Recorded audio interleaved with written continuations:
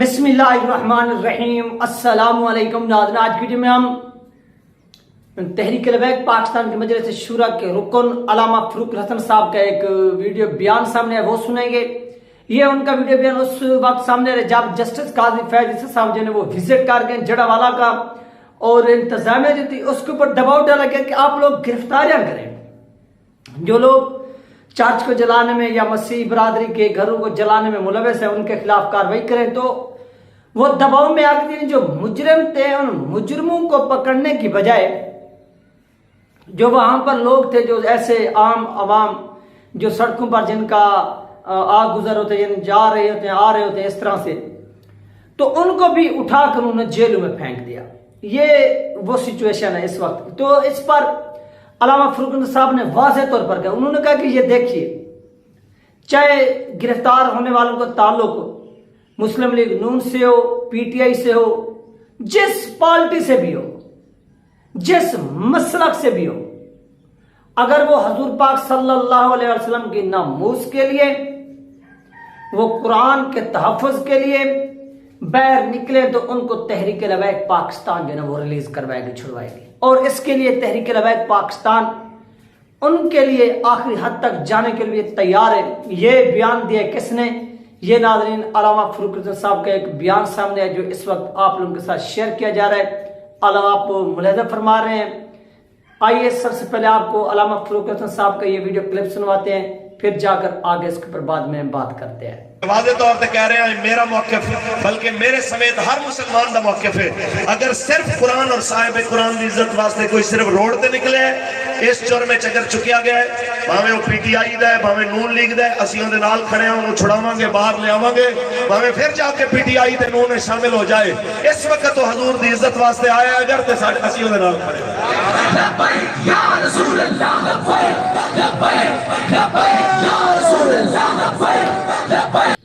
तो ना ये था अल्लामा फरूक हसन साहब का अहम वीडियो बयान जो आप लोगों के साथ शेयर किया गया। आपने मुलाहिज़ा फरमाया, उन्होंने बिल्कुल सही कहा कि ऐसा ना हो कि आप दबाव में आकर आप लोगों को खुश करने के लिए, वो लोग जो चर्च के ऊपर तो रो रहे हैं लेकिन किसी भी मजहबी रहनुमा का या सियासी रहनुमा का जो गुस्ताख हुई है इसके ऊपर कोई भी बयान अभी तक तो हमने नहीं देखा। शायद आप लोगों ने देखा हो, वो एक अलग सी बात है, लेकिन हमने नहीं देखा। कोई भी किसी भी कोई मजम्मत नहीं की गई। और इस सवाल से तहरीक लबैक पाकिस्तान ने ये अपना एक वाज़ेह मौक़िफ़, उन्होंने कहा है कि हमें सब कुछ कबूल है, हम दुनिया का सब जुल्म कबूल कर सकते हैं, जेलें काट सकते हैं, हर कुछ जो जिसके दिल में है वो करे। लेकिन अगर पाकिस्तान के अंदर या दुनिया भर में कहीं पर भी अगर कोई कुरान की गुस्ताखी करेगा या कोई हजूर पाक सल्लल्लाहु अलैहि वसल्लम की शान में गुस्ताखी करेगा, इस पर कोई कंप्रोमाइज नहीं। हम इस पर खामोश नहीं बैठेंगे, बल्कि हम इस पर बोलेंगे और जो हमसे हो सकेगा हम उसके खिलाफ जाएंगे भी। किसके खिलाफ? उनके खिलाफ जो लोग गुस्ताखियां करते हैं और फिर गुस्ताखों के सहूलतकार जो फिर उनका दिफा करते हैं, उनके दिफा में खुलकर सामने आते हैं। ये नाज़रीन बयान है अल्लामा फरूक हसन साहब का। इसके साथ साथ नाज़रीन तहरीक लबैक पाकिस्तान के नायब अमीर सैयद ज़हीर हसन शाह साहब का भी एक वीडियो क्लिप सामने आ चुका है, शायद वो आप लोगों ने देखा भी हो, जिसमें उन्होंने भी वाज़ेह तौर पर ये अल्फाज दोहराए। उन्होंने कहा कि देखिए, यानी चर्च को बचाने के लिए तो पुलिस आ गई, इसके अलावा और भी बिल्डिंग हो गई, डीसीओ डीपीओ जो भी वहां पर एएसआई जो भी थे, उन सबको उनके दफातर को बचाने के लिए तमाम मुल्क से जो नफरी थी वो मंगा ली गई। लेकिन कुरान के हवाले से अभी तक क्यों कोई कार्रवाई नहीं डाली गई? क्या उन गुस्ताखों को गिरफ्तार किया गया?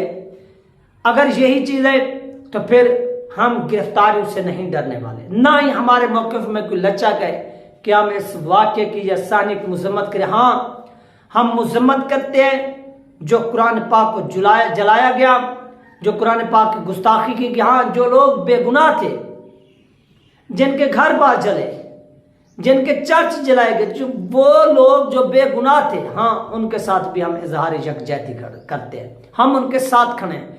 लेकिन ऐसा नहीं है कि उनकी आड़ में आप मुसलमानों को लताड़ कर रख दें, गुस्ताखों को रिलीज करें, उनको रिलीफ दें, ये हमसे किसी भी सूरत बर्दाश्त नहीं। क्योंकि ये सुनने में आ रहा था कि बहुत से जो लोग हैं वो ये दबाव डाल रहे थे तहरीक लबैक पाकिस्तान की क़यादत के ऊपर कि आप भी इस मामले पर मजम्मत कर दें, क्योंकि मौलाना फजलुर रहमान साहब जो थे उन्होंने भी मजम्मत की है।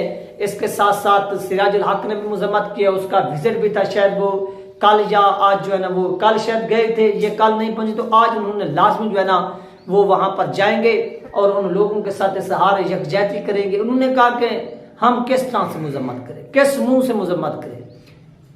हम मजम्मत उस वक्त करते ना जब गुस्ताखों को रिलीफ देने की बजाय, उनकी सहूलत कारी करने की बजाय आप उनको अरेस्ट करते। ऐसा तो हुआ नहीं। जब आवाम के अंदर इश्तियाल पैदा हो गया, आवाम के अंदर गम गुस्से की एक लहर दौड़ी, तो उसके ऊपर जो था फिर आपको गुस्सा आने लगा और उसके बाद आपने ये एक्शन लिए, उन लोगों के खिलाफ कार्रवाई की। हम इसकी कोई मजम्मत करने को तैयार नहीं। ये वाज़ेह तौर पर नाज़रीन किसने कहा है? सैयद ज़हीर हसन शाह साहब ने कहा है। और आप अगर देखें ओवरऑल तो पाकिस्तान के अंदर जो मजहबी लोग हैं इनको एक किस्म का साइड लाइन, बल्कि दीवार के साथ लगाया नहीं बल्कि चुन दिया गया है। कोई भी यहाँ पर आलम दीन MNA नहीं बन सकता, वजीर नहीं बन सकता, वजीर आजम नहीं बन सकता, सदर नहीं बन सकता, चीफ जस्टिस नहीं बन सकता।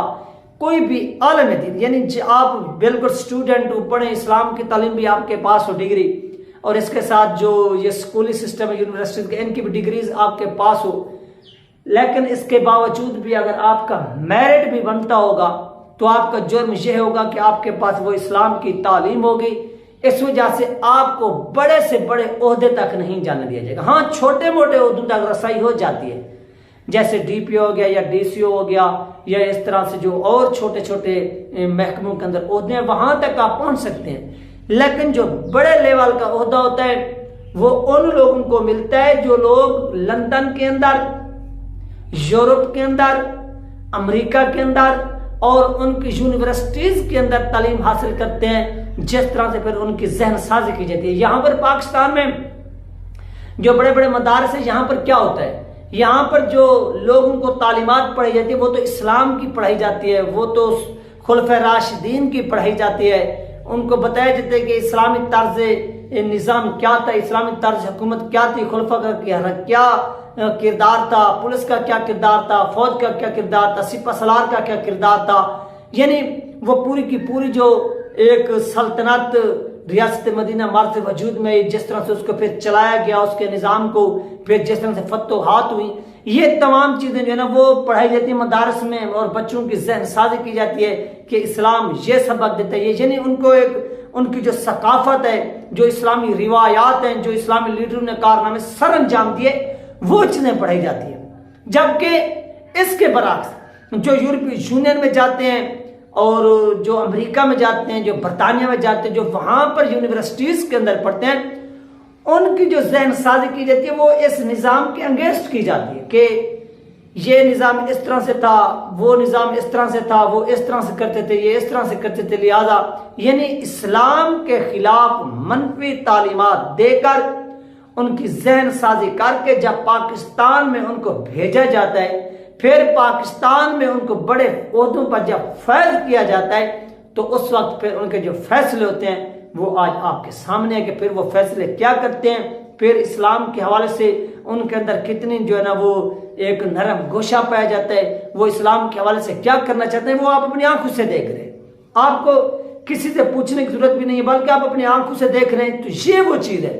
और ये जितने भी बड़े बड़े लोग इस पर बड़े ओहदों पर फैज हैं, वो उनके अगर आप तालीमात उठाकर देख लें कि उन्होंने कहाँ से, किस किस मुल्क से कब कब जो है वो तालीमात हासिल किए हैं, तो पूरा का पूरा जो बायोडाटा है वो आप लोगों के सामने आ जाएगा, वहां पर आप मुलादा फरमा सकेंगे। तो ये वो चीज़ है। इस वजह से पाकिस्तान के अंदर इस्लामी निज़ाम लाना, जहां इस्लाम के ऊपर पाबंदी हो, मुकम्मल तौर पर इस्लाम भी आज़ाद ना हो, वहां पर इस्लामी कानून नाफिज करना आसान काम नहीं। हाँ, एक सूरत इस्लामी कानून जहां पर नाफिज हो सकते हैं वो खून की नदियां बहेंगी, उसके बाद जहां पर इस्लामी कानून यानी नाफिज होगा, इस्लामी निज़ाम नाफिज होगा। इससे पहले किसी भी सूरत इस्लामी निज़ाम का निफाज नजर नहीं आ रहा।